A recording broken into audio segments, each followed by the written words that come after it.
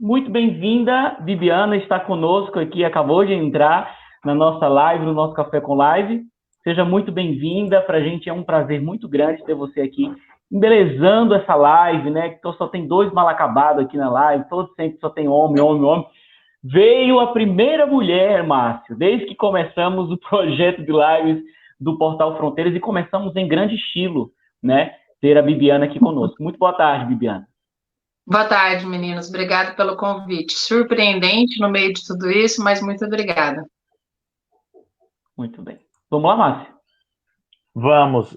Bibiana, a gente estava antes, a gente já começou um bate-papo rápido aqui no backstage, nos bastidores.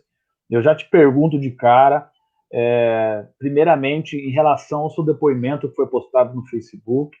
Você é pré-candidata a prefeita em Foz do Iguaçu, mas o seu depoimento emocionou as pessoas porque foi a realidade nua e crua, né? Quando você nunca iria imaginar, como eu também não imagino como é passar por isso, você fez um depoimento muito claro de como foi a sua, de certa forma, a sua infecção, como foi, mas assim, ainda sem saber como foi, né? Mas qual o procedimento que foi, o atendimento público e depois o seu distanciamento social, que foi um vídeo impactante. Eu acho que muitas pessoas, às vezes, pessoas até que você se surpreendeu, foram conversar com você, porque foi realmente um impacto para todo mundo. De antemão, a gente já torce, eu pessoalmente, Bibiana, eu não conheço você pessoalmente, e a internet faz com que a gente conheça pessoas virtualmente, isso é magnífico, Sim. mas eu já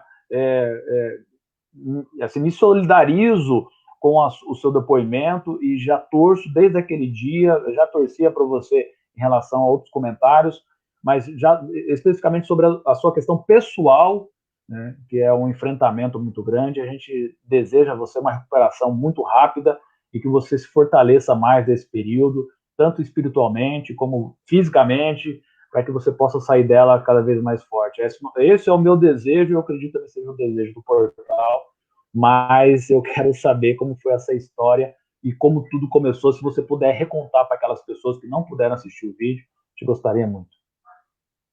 Pode deixar. Bom, como eu narrei, eu só gravei aquele vídeo porque eu tinha uma live marcada sobre segurança pública. Sobre o tema da live era uma pergunta: você se sente seguro em Foz? E aí eu não tinha condição nenhuma de fazer, botei um aviso lá na página e começaram centenas de questionamentos sobre o que estava acontecendo. E o que aconteceu comigo foi o seguinte: eu sou policial federal, sou agente de polícia federal. Eu até tenho direito, lá pela portaria do Ministério, a ficar em teletrabalho, porque meu filho tem 4 anos, está em idade pré-escolar. Mas eu não estava fazendo regime de teletrabalho puro, eu estava fazendo um misto. Por quê? Porque faltam policiais também na Polícia Federal. Então, eu estava ajudando, auxiliando quase que diariamente os meus colegas. Estava fazendo escala lá na ponte, de reforço na ponte da amizade, estava fazendo transferência de presos, né? Estava indo à delegacia num diferenciado, mas continuava frequentando. Aí o seu cachorrinho falou. Agora, antes da gente entrar no ar, estava o meu gato aqui. Agora eu estou vendo seu cachorro.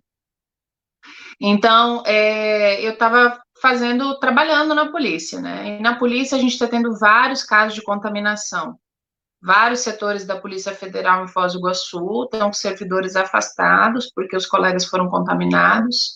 No Brasil todo, nós estamos tendo casos de Covid. Nós já tivemos óbito na corporação de servidor decorrente do Covid, né? Infelizmente, a segurança pública e a saúde sempre estão muito expostas nessas condições. A gente não tem como ficar em casa, né? Mas eu além de trabalhar na polícia, desempenho as atividades de presidente do Sindicato da Polícia Federal, então cumpro minha agenda, atendo colegas, né?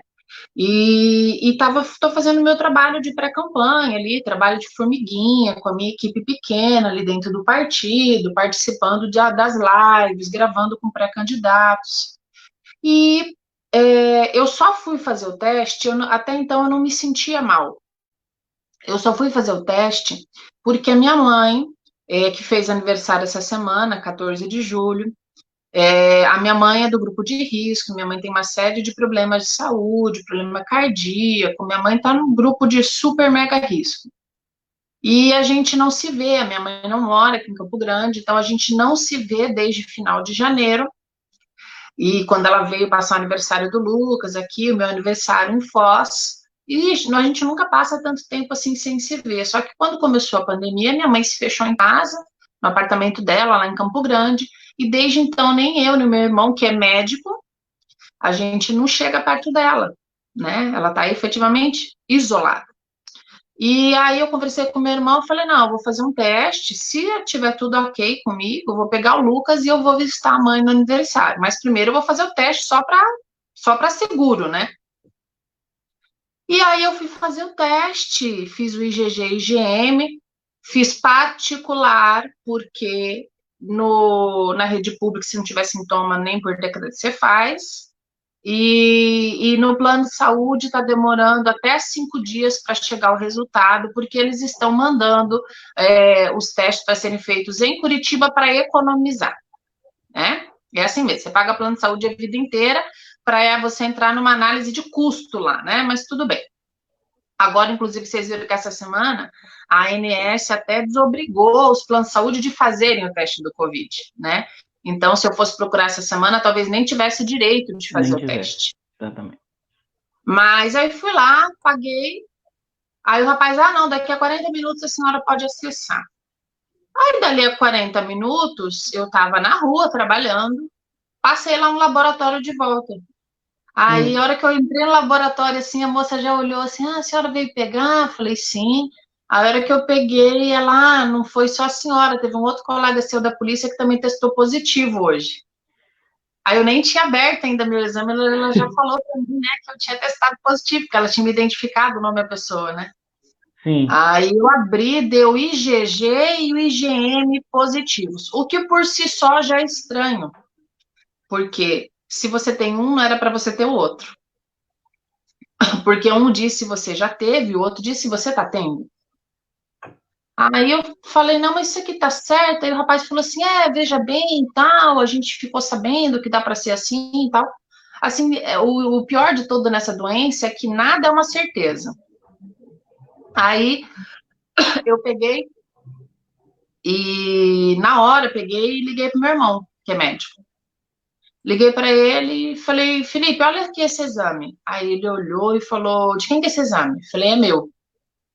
Aí ele olhou, ele me chama de nega, falou, nega, tá estranho esse exame.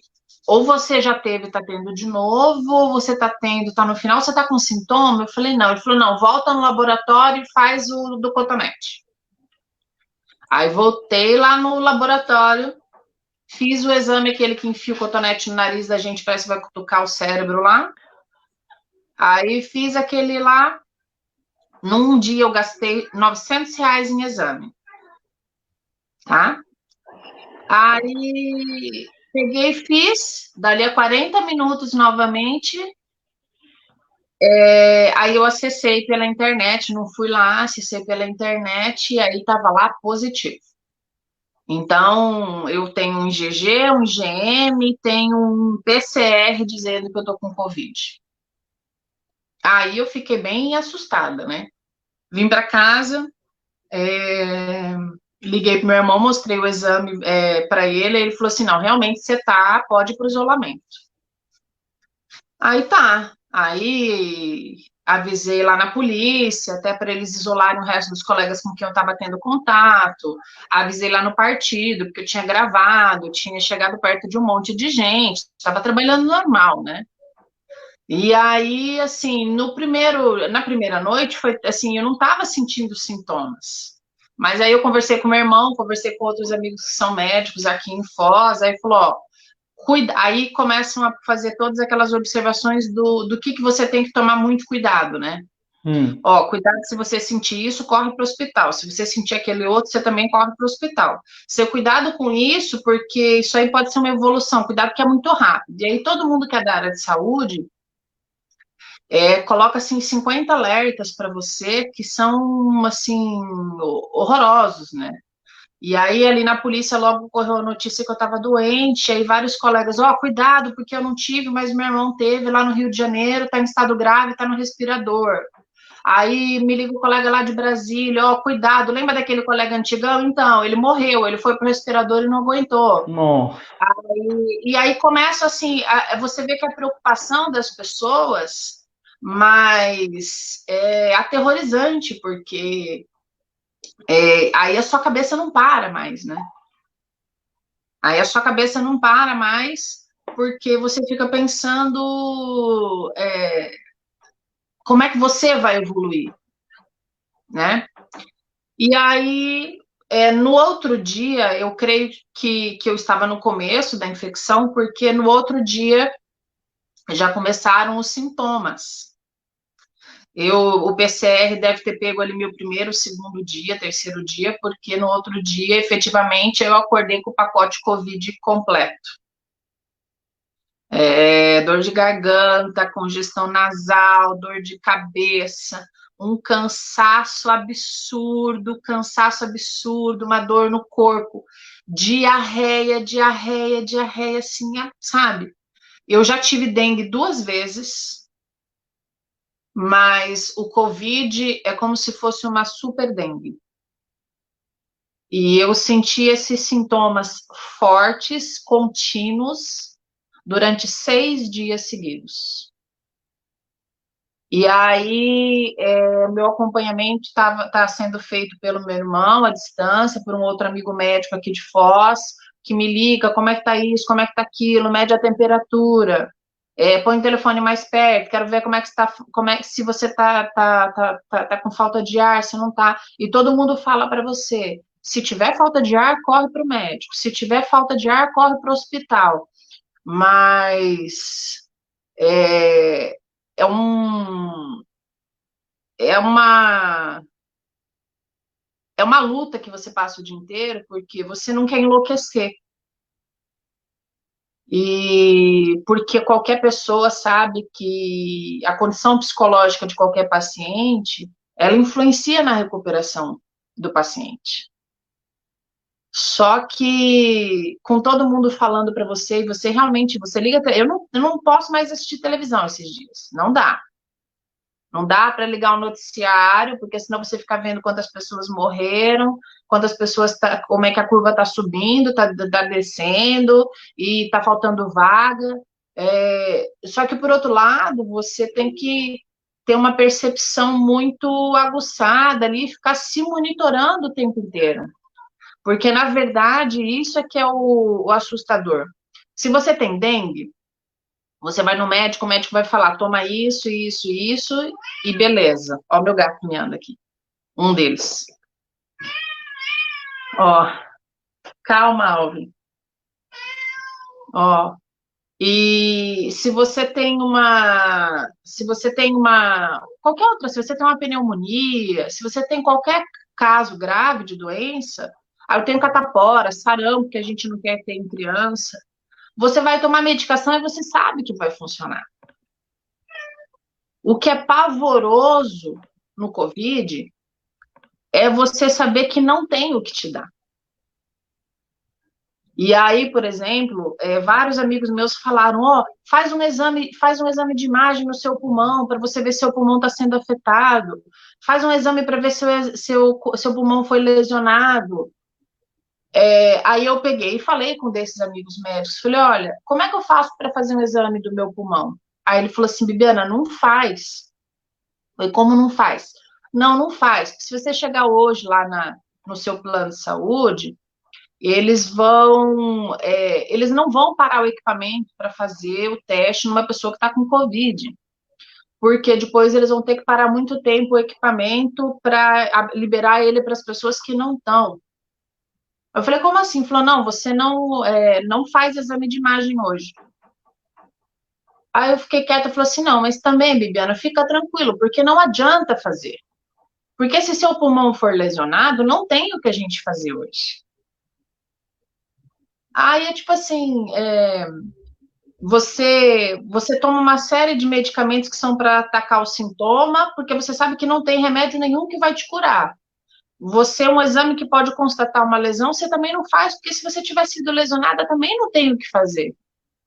E no fundo de tudo isso, só sobra ali sua esperança, sua fé, a sua confiança de que o seu sistema imunológico vai se salvar sozinho. É por Deus, pela oração e pelo seu sistema imunológico que a gente pensa 50 vezes, olha, eu juro que eu vou sair uma pessoa diferente, minha rotina vai ser diferente depois disso que eu estou passando.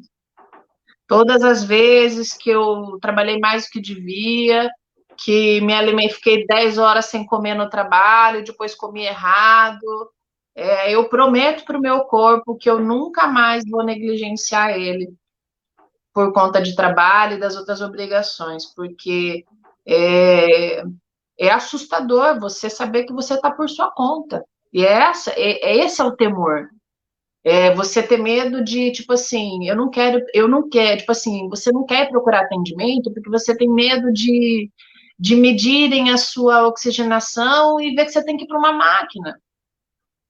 E, assim, por mais eu sou uma pessoa de muita fé, eu sou uma pessoa, assim, muito otimista, sabe?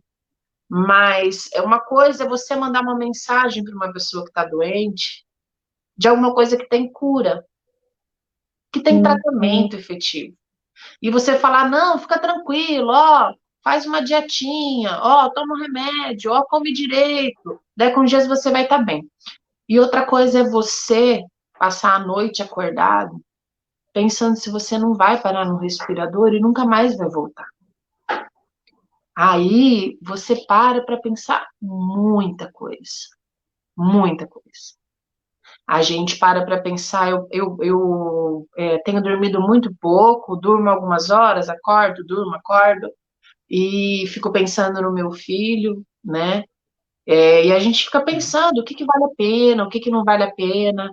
A gente fica pensando, eu sou muito indignada com muita coisa que fazem com o poder público, e estou mais ainda, porque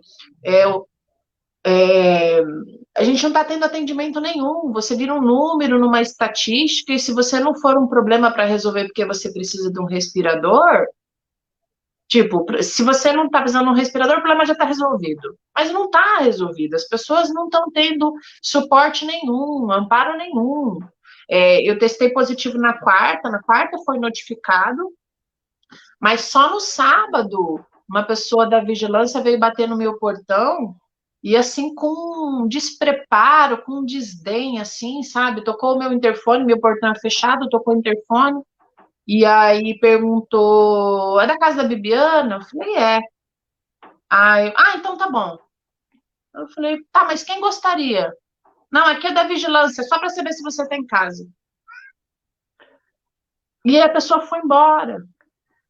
Isso no sábado, aí no domingo voltou outra pessoa, e na segunda outra, mas sempre com esse procedimento, sabe? Tipo assim, é só para ver se você não está contaminando os outros.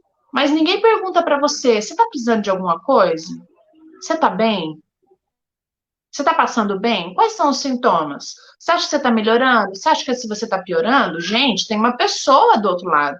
E outra, esse sistema também não funciona, porque pode não ser eu. Podia atender qualquer mulher e dizer, não, eu tô aqui. E a Bibiana podia estar na rua batendo perna. E aí? Contaminando um monte de gente. Então, assim, o que a gente vê, e eu vejo assim, eu passei desde o começo da Covid brigando lá na polícia para os policiais terem equipamento de segurança. Eu encho o saco, quem anda comigo é álcool gel, líquido, spray, é máscara. Eu saio de casa com várias máscaras para ir trocando ao longo do dia. Eu sou chata mesmo. Mas aí, aqui em Foz, a pandemia está sendo muito mais cruel. Vocês estavam falando dos empregos. A gente vê muita gente conhecida com as empresas fechando. Você vê a nossa economia está caindo muito rápido, e aí a gente fica pensando assim, né? A fronteira fechada faz tanto tempo, fica esse abre e fecha no comércio, só sacrificando o comércio, e onde isso está nos levando, né? Hoje tem o quê? Tem quase 500 pessoas na minha condição em Foz?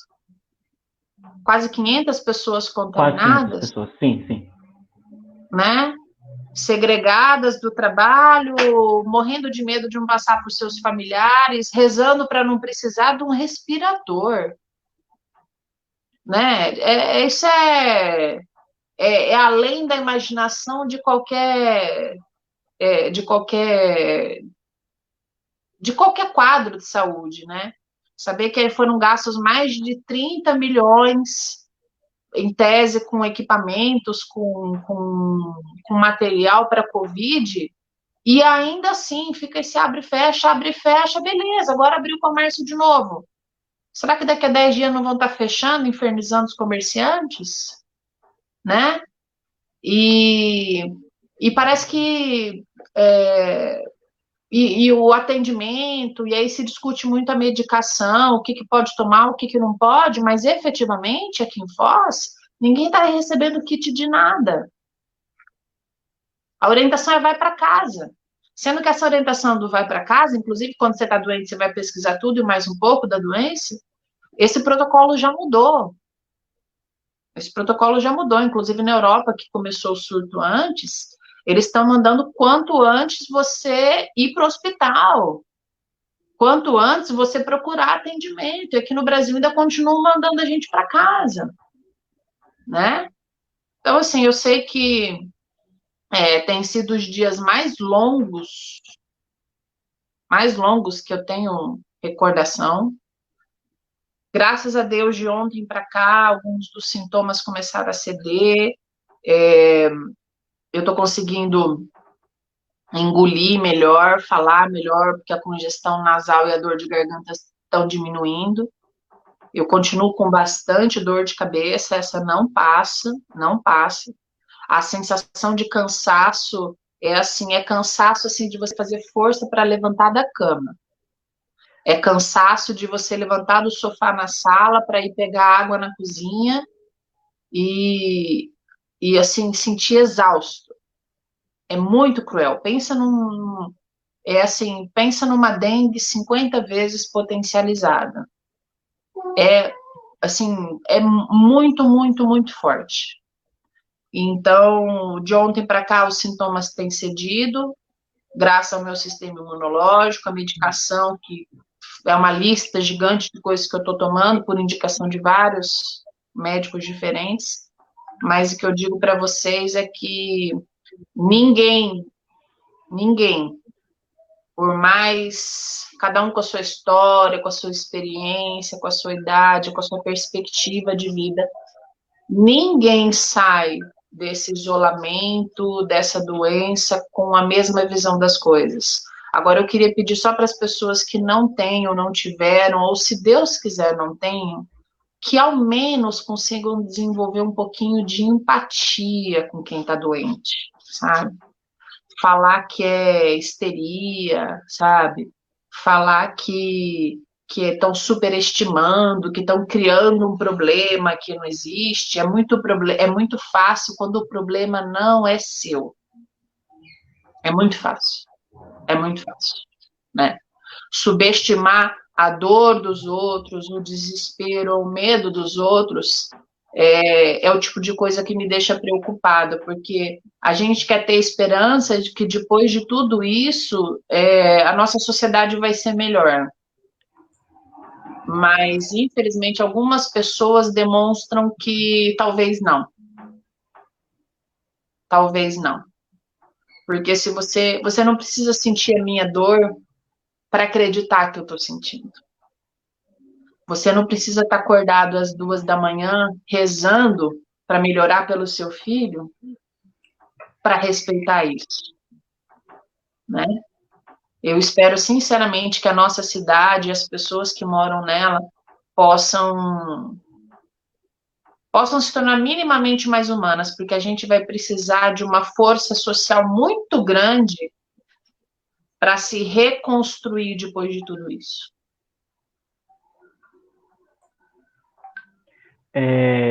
Viviana, é muito forte, né? Mas, por favor, Márcio, por favor.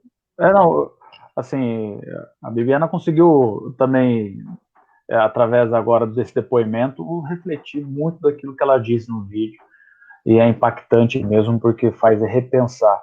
Bibiana, eu vou até reforçar as informações do boletim da prefeitura, que foi divulgado ontem, e hoje até o final da tarde deve ser atualizado, porque esse boletim do dia 15 foi de ontem, então, para dar informação mais completa, nós já chegamos a 2.000 casos no município de Foz do Iguaçu. Ontem foi positivados 90 pessoas, dessas 90, 89 estão em isolamento domiciliar e uma está internada.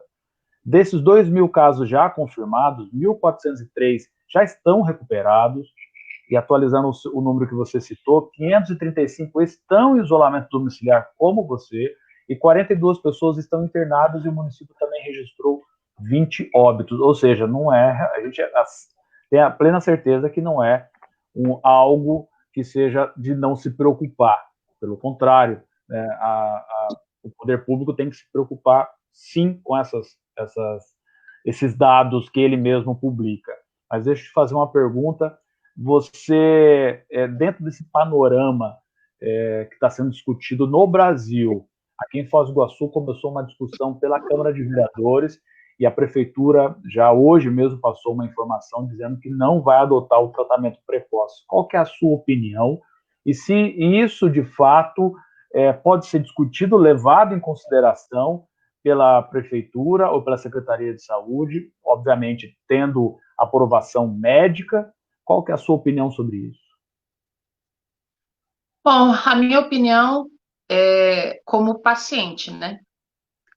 A minha opinião como paciente, a hora que você testa positivo, você não quer. Olha só, as pessoas oficialmente têm dado a seguinte resposta: não há comprovação científica de nenhuma das medicações. Aí eu vou falar para quem está dando essa resposta oficial o seguinte: eu prefiro estar empiricamente viva do que cientificamente morta. As pessoas sabem, está todo mundo sabendo que não tem nada provado. O que as pessoas não querem é morrer. Então, a decisão tem que ser tomada. Tem chance? Então, libera a medicação. Tem chance? Deixa a pessoa... tem risco? Também é óbvio que tem risco. Toda medicação tem risco. Só que a gente mora num país onde a gente compra de tudo na farmácia sem receita. Agora vem com essa hipocrisia de que pode causar efeitos colaterais. Até aspirina tem efeito colateral. Xarope tem efeito colateral, né? Então, a minha opinião é que tem que ser como em muitos municípios. Então a gente pode aumentar o número de óbitos. Você não sabe, se você não começar a tratar precocemente, você não vai saber. Nós estamos, infelizmente, no empírico. Nós vamos saber o que resolveu, o que não resolveu, depois que tudo isso passar. Concorda? Então, sim, é fácil você tomar. E outra, eu não posso, como representante, como prefeito, como governador, falar que tal medicação não tem comprovação, isso e aquilo, e aí quando testa positivo, corre lá e vai tomar. Né? Então, realmente, a primeira coisa que eu espero é que todo mundo tenha o mesmo direito, né? Que todo mundo tenha acesso à medicação, né? Porque é fácil, e daí a informação, você conhece lá o dono da farmácia de manipulação, você conhece o distribuidor, você é fulano, beltrano ou ciclano, e aí em 10 minutos aparece o coquetel para você tomar. E o resto tem que fingir que não existe? Né? Então, o que tem sido o padrão adotado em muitas cidades? Vai lá, testou positivo? Testou. Você vai receber um termo dizendo quais são as complicações, dizendo que não é garantido, mas quem está doente quer ter uma chance. A gente sabe que não tem cura. Você quer ter uma chance de brigar. Se aquela medicação me dá uma chance melhor, eu quero tomar ela. Eu não quero... Consciente de que pode ter os efeitos colaterais, consciente de que tem gente que não vai poder tomar, por exemplo, cloroquina, né? Sim, Porque fala Bibiana, assim, mas essa medicação não foi desenvolvida para isso. Sim, mas não tem remédio para o Covid. assim como Né? não tem Então, remédio para várias outras doenças, né, Bibiana? Assim, a gente não pode citar tem. várias doenças assim e as pessoas lutam contra elas. Elas vão e testam todas as medicações, medicina Alternativas. alternativas, plantas medicinais, aquela mistura da avó. Se for no Paraguai, onde tudo se resolve com ervas, né, você falar que não pode, a ervas está proibida agora no Paraguai, você vai criar um problema cultural tão grande. Então, realmente, tem que ter um cuidado médico, tem que ter, não é para ir tomando tudo que vem por aí, mas tirar a esperança das pessoas de lutarem pela vida, eu acho isso sim um crime. Sim. Eu acho que, lógico, tem gente que vai falar, não, eu não vou tomar porque eu tenho medo do efeito colateral, é a opção dela. Tem gente que vai falar, não, eu tenho medo de ir pro respirador, e vai tomar. E combinado com tudo isso, você vai tomar o chá da sua avó, você vai comer a fruta ou não sei o que mandaram, a vitamina que mandaram. Quando você está do lado de cá do balcão, você vai fazer tudo o que você puder. Isso é fato. Então, eu acho que é isso que está faltando na administração. Eu acho que pior, todos os governantes vão cometer erros. Eu acho que o erro que você não pode cometer nessa hora é o erro de se omitir. Tem que tomar uma posição e tem que se expor. Vai errar, mas erra fazendo, não erra se escondendo. Né?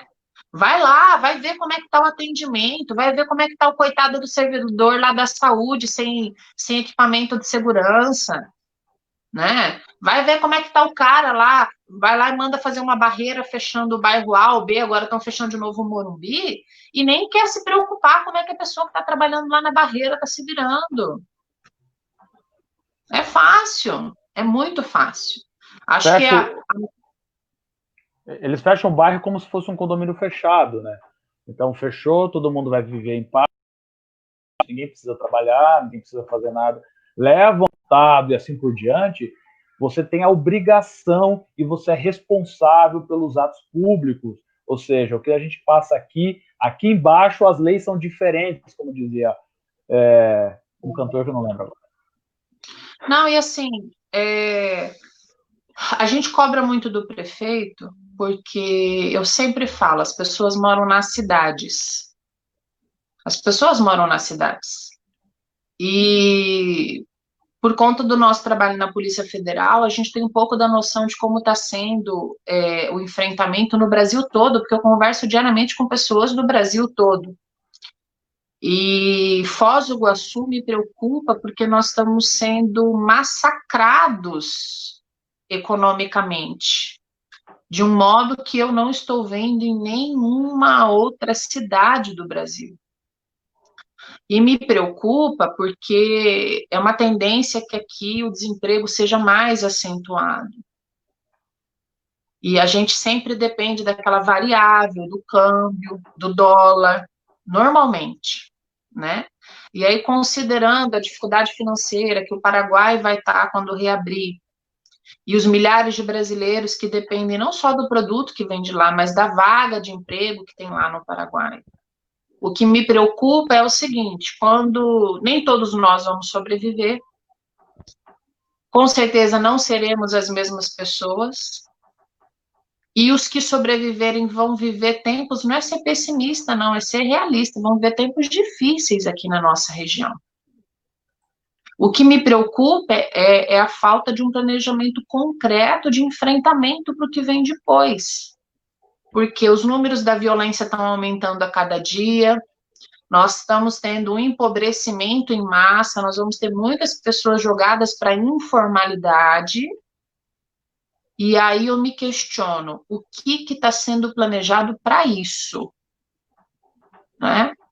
Eu, como pré-candidata, eu não sou uma pessoa alienada, eu sou uma pessoa ao contrário, eu só sou pré-candidata porque eu sou muito preocupada com esse tipo de coisa. Então, eu fico pensando, de onde que a gente pode tirar dinheiro, né? Como é que a gente pode criar um socorro imediato para as pessoas não serem jogadas à miséria, né? Porque o auxílio emergencial não está atendendo todo mundo. Se você tem uma MEI lá, se você tem, igual o pessoal do turismo, que é cadastrado e tal, o pessoal não está nem conseguindo acessar esse auxílio emergencial, né? Então, assim, mas não tem dinheiro da onde? Meu filho, não tem, vai atrás. É para isso que você tem que ter articulação. É para isso que você tem que conversar com o deputado. É para isso que você tem que bater lá na Casa Civil. Eu mesma já conversei várias vezes com o Eduardo Bolsonaro, meu colega lá na polícia, com o deputado Sanders, que também é policial federal e deputado federal que tem acesso ao presidente, sobre a nossa questão. Nós elaboramos, eu e o Khalid, que é um pré-candidato, Khalid Omairi, pré-candidato lá do nosso partido, um plano de reabertura da fronteira, um controle com um modo de aplicação do conceito de fronteira diferenciado, com trânsito aqui para os moradores que são daqui da região. E através do deputado Ricardo Barros, eu levei isso para o Ministério das Relações Exteriores, fiz chegar na Casa Civil. Por quê? Porque, infelizmente, eu estou vendo assim, está na cadeira hoje de prefeito ou de secretário de saúde, com certeza não está fácil, porque cada dia você tem que apagar um incêndio, cada dia que você lida com uma estatística nova. Mas pensar em gestão pública é pensar no hoje, pensar daqui um mês e pensar daqui um ano e daqui a 5 anos. Tem projeção do turismo dizendo que o turismo vai demorar pelo menos 3 anos para voltar, depois que parar e controlar o surto. Nós demoraríamos quase 3 anos para retornar ao fluxo normal. E até lá, numa cidade que vive de turismo e de logística, nós vamos fazer o quê? Né? E aí eu queria levantar para vocês uma questão que, lógico, hoje não é o foco, não é a prioridade 1, mas tem que ser a prioridade 2, 3. Nós vamos precisar pensar em tratamento psicológico, atendimento para as pessoas que perderam, tem gente que perdeu na mesma família, a mãe, o tio, o pai. E as crianças? O que vai ser feito com a vida do meu filho, da sua filha, né? Eu ensino esse remendo do jeito que está tendo muita pressão já dos proprietários da rede privada de ensino para que volta, tem que voltar, com medo do cancelamento das matrículas e tal. Mas o que esse isolamento está fazendo com as crianças? Né? Porque eu estou há 8, 9 dias fechada dentro de casa, doente, e eu estou descobrindo o quanto isso é enlouquecedor. O meu filho está desde março dentro de casa. Os nossos filhos estão há meses fechados dentro de casa. E aí?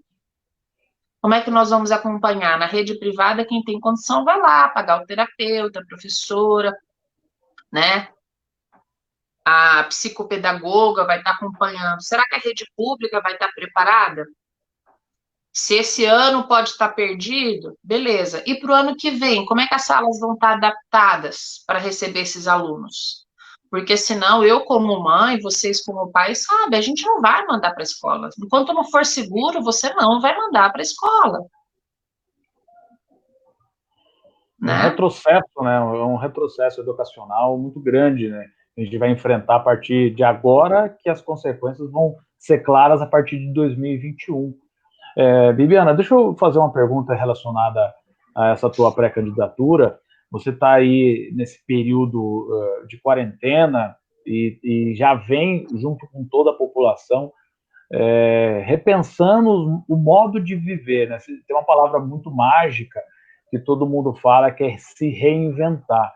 Mas se reinventar sem condições financeiras ou emocionais para isso, se torna muito difícil, se torna muito complicado, o que você acabou de citar, né? Tem gente que consegue pagar profissionais para poder te ajudar nisso. Tem pessoas que não têm nem o que comer. Então, eu gostaria de, nesse teu período também de repensar, assim como eu, como Ed, vários internautas, você também repensa a sua candidatura? Você acha que esse é o teu desafio? Como que você coloca a sua pré-candidatura, né, em relação à Foz do Iguaçu, ou isso se deixou mais forte? Qual que é o seu pensamento? Se você puder, obviamente, revelar isso para nós. Olha, a gente repensa muita coisa, principalmente no meu caso, eu tive a oportunidade muito de repensar de como a forma como a gente utiliza o tempo, né? Muitas vezes você não consegue fazer tudo o que você precisa, então você acaba abandonando algumas atividades para poder realizar outras, né?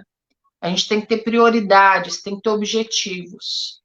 E com certeza, depois de passar o que eu estou passando, o que as pessoas estão passando, você cria um filtro, um jeito de olhar diferente para o que realmente importa.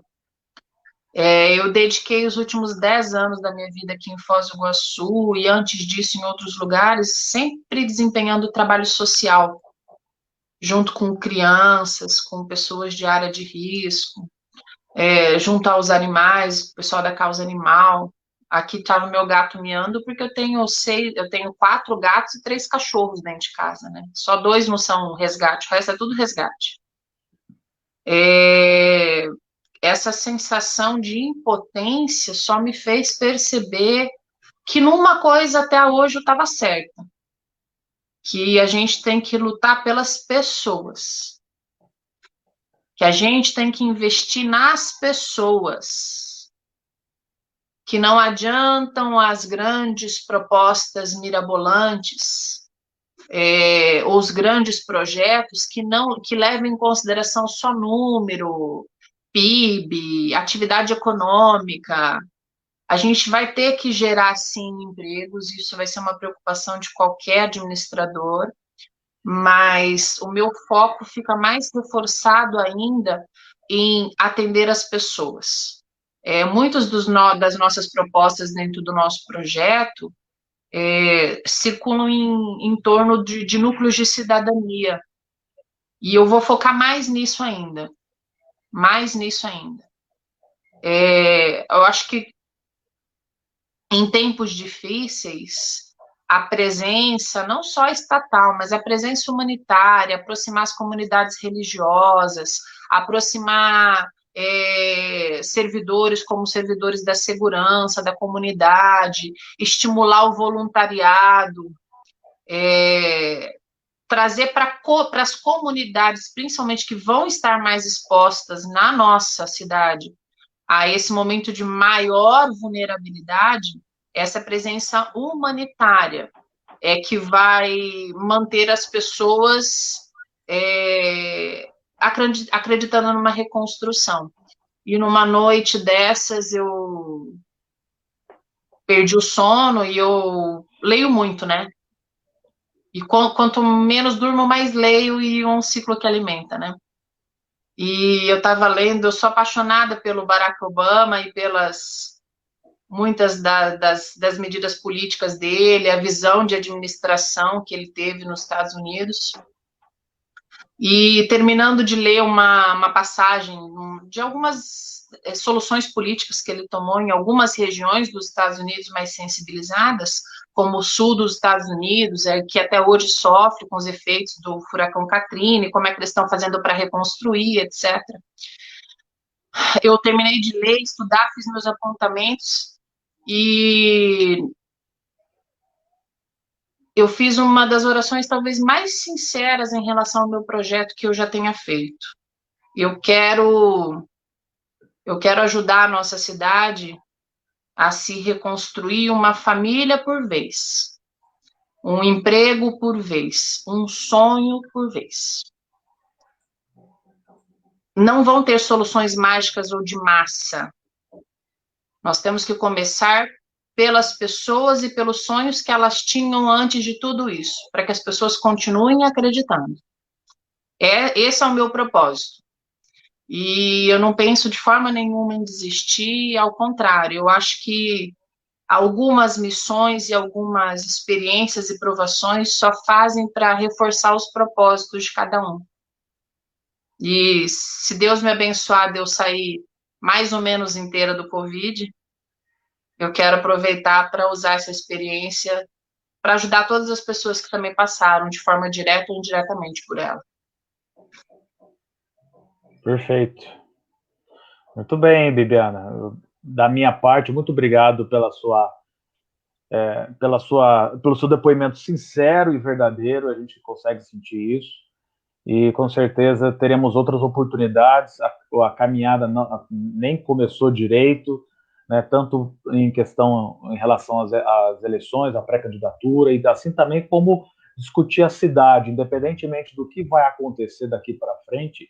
Eu acho que esses meios de comunicação eles têm a obrigação de fomentar o debate. Um debate assim sincero, né, sem de um lado ou do outro, por mais que cada um tenha suas convicções, mas eu acredito que o debate faz com que a gente cresça como cidade, e é o que a gente precisa. E eu agradeço especialmente a você por ter, nesse período de quarentena, ter aceito o nosso convite, e já deixamos o convite para outras oportunidades, porque a gente vai precisar também contrair mais informações para alimentar o nosso debate aqui. Só pegando um gancho na continuação da fala do Márcio, de fato a gente te agradece muito profundamente por você ter estado conosco nesse tempo, né, conversando conosco, com a audiência que nos acompanhou ao vivo e com a audiência que irá assistir após esse Café com Live, né?